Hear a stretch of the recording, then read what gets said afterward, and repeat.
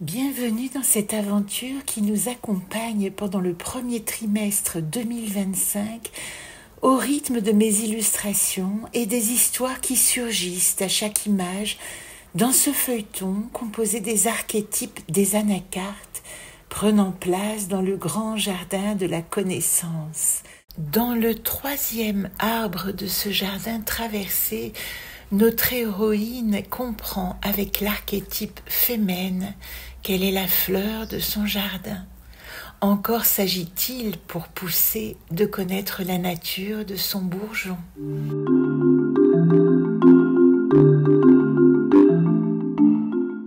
Le tumulte a broyé sa chair comme ses pensées d'hier. Le ciel pommelé emporte dans ses nimbes les derniers orages et l'horizon s'éclaire d'une lumière paisible. Depuis sa matière indistincte, elle sent pousser des lianes, des ligaments nourris d'une sève nouvelle, racines, tiges, feuillages, boutons, pétales.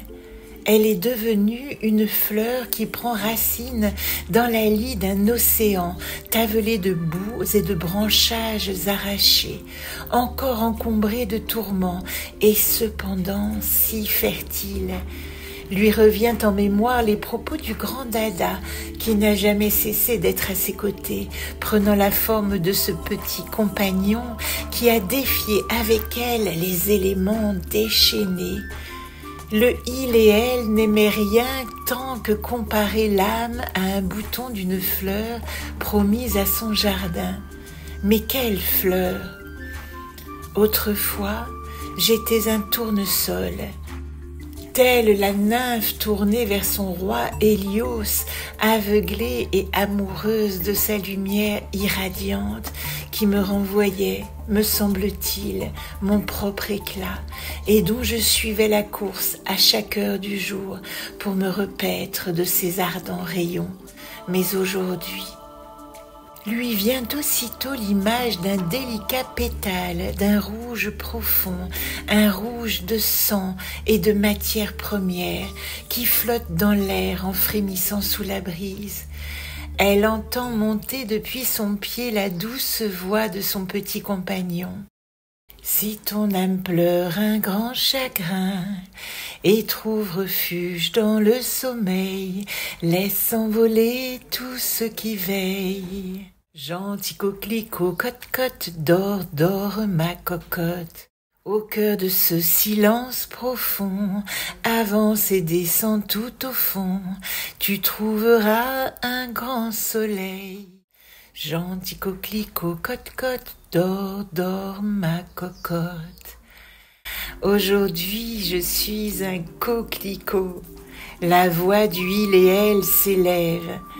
Savions-tu, mon petit, que les fleurs ont chacun leur langage et nous décrivent mieux que nous ne pourrions l'imaginer? La coquelicot cote-cote est un fleur de consolement. N'oublions pas qu'elle est le cousin de la pavot, amie de Morphée, dieu des rêves.